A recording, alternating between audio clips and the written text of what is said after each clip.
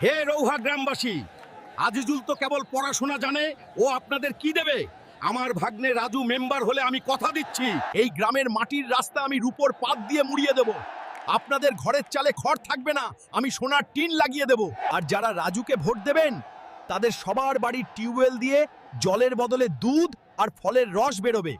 এখন সিদ্ধান্ত আপনাদের যে কাকে ভোট দিবেন।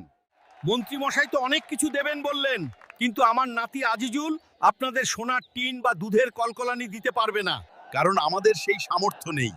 তবে আজিজ কথা দিচ্ছে সে তার সাধ্যমতো আপনাদের পাশে থাকবে। গ্রামের স্কুলটা ঠিক করবে, ভাঙা কালভার্টটা সারাবে, আর গভীর রাতে কেউ অসুস্থ হলে নিজের কাঁধে করে তাকে হাসপাতালে নিয়ে যাবে। পরিশেষে একটাই কথাই বলবো, আমার নাতিকে যদি আপনাদের যোগ্য প্রার্থী মনে হয় তাহলে ভোটটা আমাদেরকেই দিবেন। ধন্যবাদ। রাজু বাবা, আমার মা আর শ্বাস নিতে পারছে না।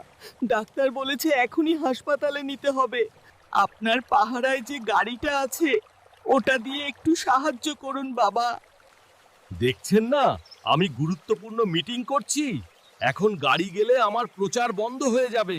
তাছাড়া এই নোংরা জামা কাপড় নিয়ে তুমি আমার দামি গাড়িতে উঠবে নাকি? যাও, বিদায় হও। শোনো রহমত, নির্বাচনের সময় এসব মরা কান্না নিয়ে আমাদের সামনে আসবে না। যাও, হই গোপালের নাতির কাছে যাও। একটু দয়া করুন মন্ত্রী মশাই, এতটা নিষ্ঠুর হবেন না। যাবে না, পাহারাদার দিয়ে গার্ড ধাক্কা দিয়ে বের করে দিব।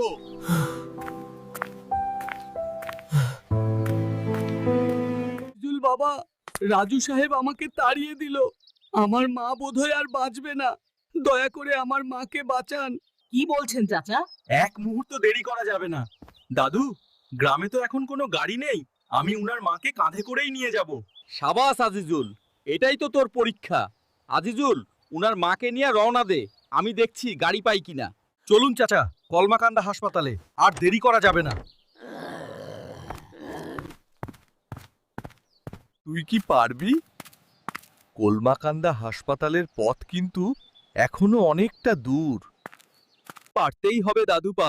আজ যদি আমি একজন মায়ের প্রাণ বাঁচাতে না পারি, তবে মেম্বার হওয়ার স্বপ্ন দেখা আমার পাপ। ঠিক সময়ে নিয়ে এসেছেন বলে বৃদ্ধার প্রাণটা বেঁচে গেল। আর 10 মিনিট দেরি হলে আমি কিছুই করতে পারতাম না। এই ছেলেটি কে? ওর জন্যই আজ বৃদ্ধা নতুন জীবন পেয়েছেন। ও আমাদের গ্রামের মেম্বার, ও আমার ছেলে। এই যে গ্রামবাসীরা, নাও নাও, বিরিয়ানি শেষ হয়ে গেলে কিন্তু আর পাবে না। গোপাল, বিরিয়ানি আর টাকার শক্তির কাছে তোমার নাতির ওই কাঁধের জোর টিকবে না, দেখে নিও। টাকা দিয়ে ভোট কেনা যায়, কিন্তু মানুষের দোয়া কেনা যায় না। দেখবেন মন্ত্রী মশাই, শেষ হাসিটা আমরাই হাসবো। উহা গ্রামের মেম্বার নির্বাচনের ফলাফল, রাজু পেয়েছেন 20 ভোট আর আজিজ পেয়েছেন 980 ভোট। বিপুল ভোটে জয়ী জনাব আজিজুল। অসম্ভব! আমি এত টাকা খরচ করলাম, এত বিরিয়ানি খাওয়ালাম, আমার বাগনা কিভাবে ফেল করে? মন্ত্রী মশাই, মানুষের পেট ভরলে মানুষ হাসে, কিন্তু মানুষের প্রাণ বাঁচালে মানুষ তাকে মনে রাখে। আপনারা দিয়েছেন বিরিয়ানি আর আজিজুল দিয়েছে নিজের কাঁধ। রৌহা গ্রামের মানুষ এখন বিরিয়ানির চেয়ে আজিজের ওই কাঁধটাকেই বেশি বিশ্বাস করে। মন্ত্রী মশাই, এবার আপনার গাড়ি নিয়ে দ্রুত পালান, কারণ গ্রামবাসী আপনাদের মিথ্যে প্রতিশ্রুতি শুনে খুব রেগে আছে। আমি সবাইকে দেখে নিব, সবাই আমার সাথে বিশ্বাসঘাতকতা করেছে না। ভোটের রায়ে কথা কয়, আজিজুলের জয়। মানুষের শক্তিতেই বদলেছে সময়, কথা নয় কাজ। এইটাই পরিচয়। এ বাপু, গল্প তো দেখলে, এখন বিনা টিকিটে তামাশা দেখে কি অমনি অমনি চলে যাবে? মহারাজ জানতে পারলে কিন্তু ঘাট থেকে মাথাটা নামিয়ে দেবেন।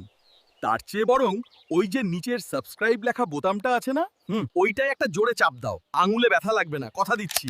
আর ওই ঘন্টাটা বাজিয়ে দাও, যাতে পরের বার আমি আসতেই তোমার ফোনের পেটে গুড়গুড় শব্দ হয়।